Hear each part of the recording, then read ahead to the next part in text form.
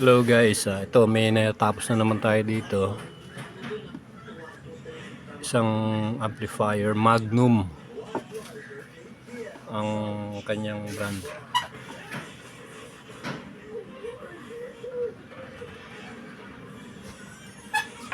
Medyo may digital display siya.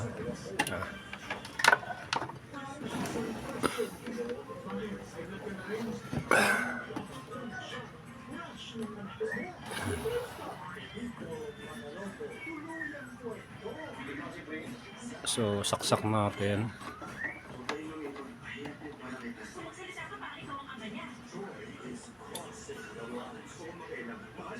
Ayan o. So naging problema nito is walang output. Yung kabilang channel wala. Ayaw pumalo nung kanyang relay.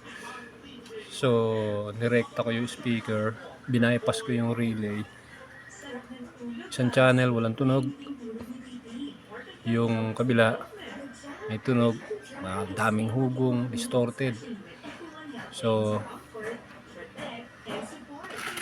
ito yung pinalitan ko yung mga power transistors niya. Ito yung kanyang original na nakakabit, D1047. Ayan, apat. Isang klase lang ang transistor nito, NPN lang, pero split type ang supply niya. Ang supply niya is pumapalo ng 39 volts DC. Sinukat ko 27 volts AC, 27-28. So sa DC 39 na siya. Split type, negative positive supply. So ito puro NPN lang yan. So wala akong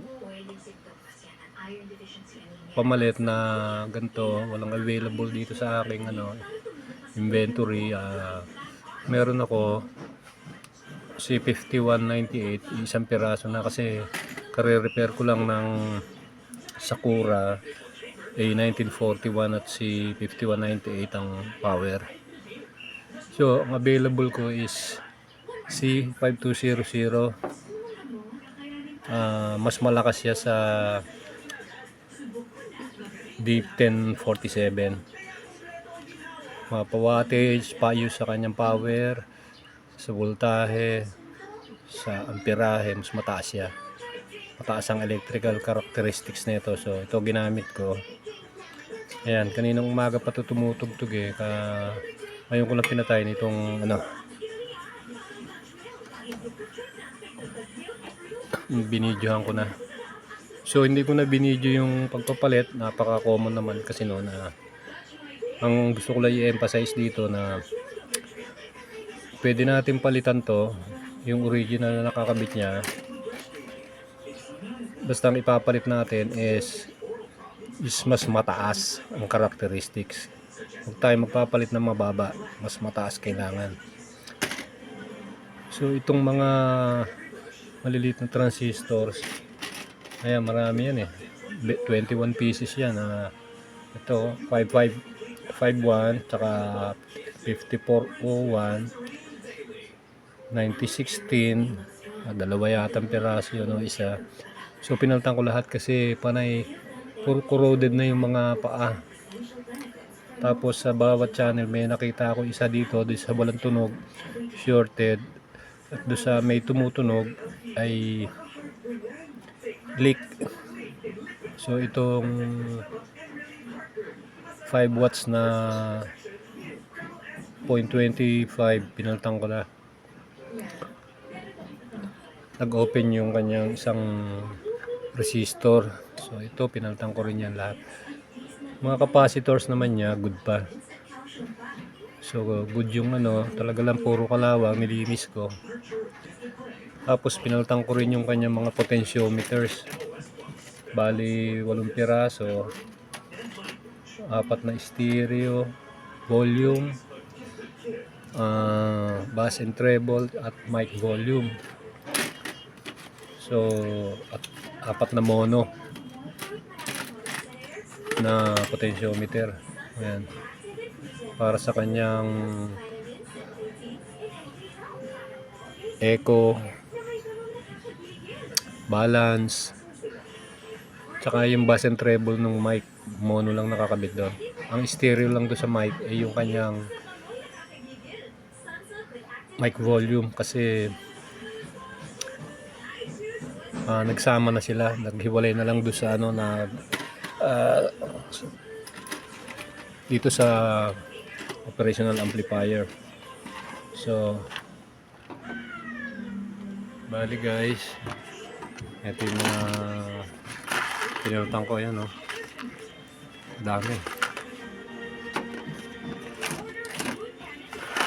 Ayan. So ngayon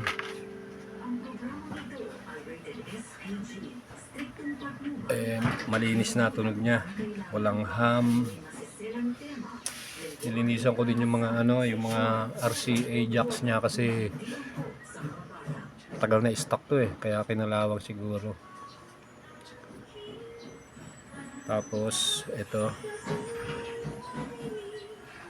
katatapos ko lang din to, nilinis kasi pangit ng tunog nung nalinis ko to. Ayan itong equalizer, ayan may treble, mid, 5 band sa treble, 5 band sa mid, 5 band sa bass. Ayan.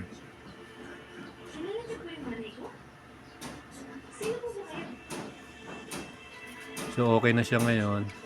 Nalinisan ko na siya, nilinis ko ng alcohol itong mga switches niya. Ngayon okay na siya. So nakakonect siya dito.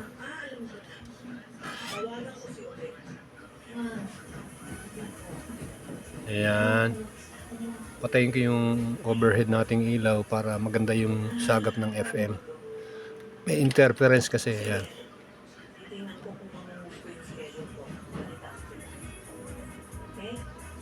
Hanap tayo, mamaya palalakasin ko. Hanap tayo ng tugtog na hindi tayo makaka-copyright. So malinis na siya. Meron din siyang para sa maliliit na speakers, surround speakers.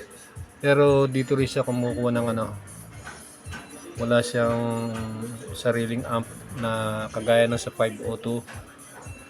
May sariling amplifier ang surround. Ito dito rin nanggagaling. So may mga resistors lang dyan para humina ng konti. Ito lilit lang ng capacitors niya, pero mga original pa yan.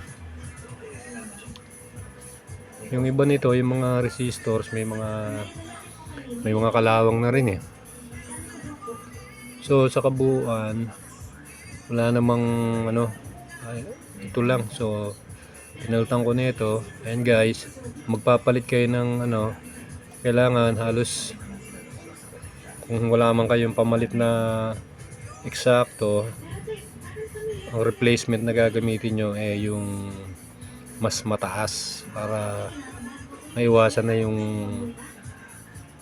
bumigay ulit.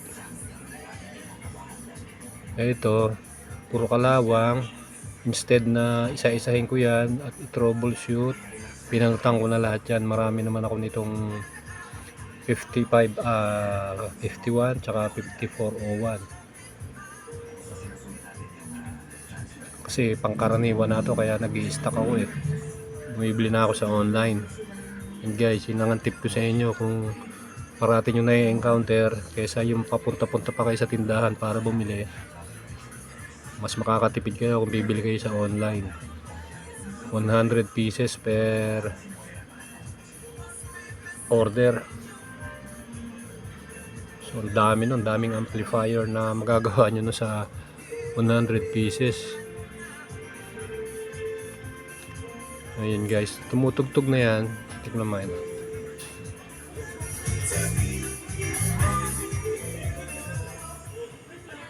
Ayan.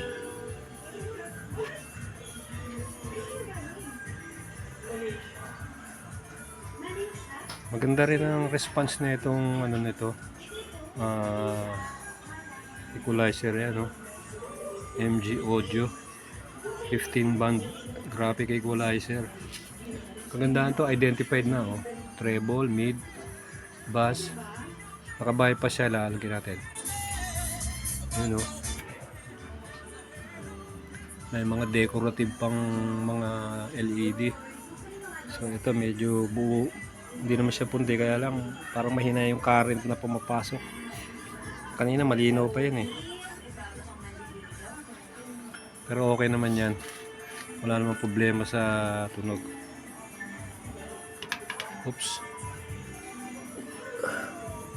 Ayan guys, so yung pagpapalit ng ano, hindi ko na kinukuna ng ano, matagal eh. Hirap pa maghanap ng pwesto ng camera, kailangan naka-steady, so out of focus ka, malayo, hindi rin ganong ano. So ito, explanation na lang. Ayan, ulitin ko lang sa inyo, pinalitan ko to ng C5200, yung kanyang D1047 na transistor. Ito,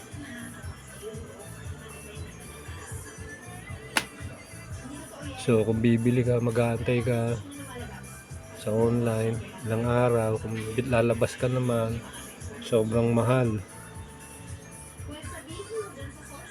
So far so good naman, maganda ang ano. Malinis ang tunog niya, walang hum. Okay ang mga biasing niya, mga bias voltage.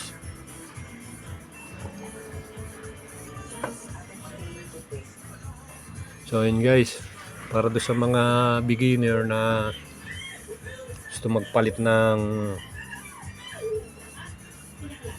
transistor, siguraduhin nyo lang na tama yung ipapalit natin, mas mataas. Ito kasi parang dalawa lang ang mga nagka-problema, hindi ito eh, dito sa side na ito. Pero pinalitan ko na lahat para pare-parehas siya.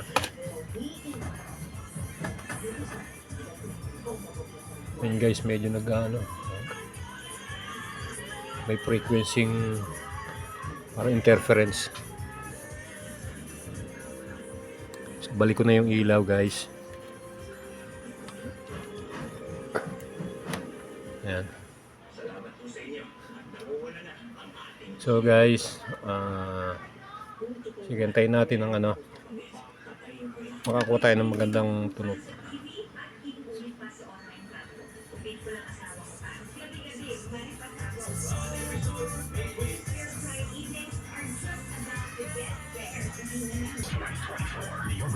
Ayan. Ayan guys, oh.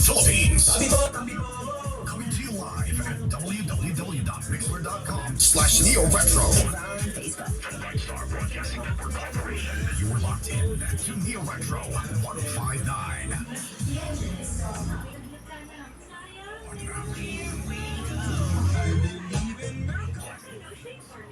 Years. And so of today's music.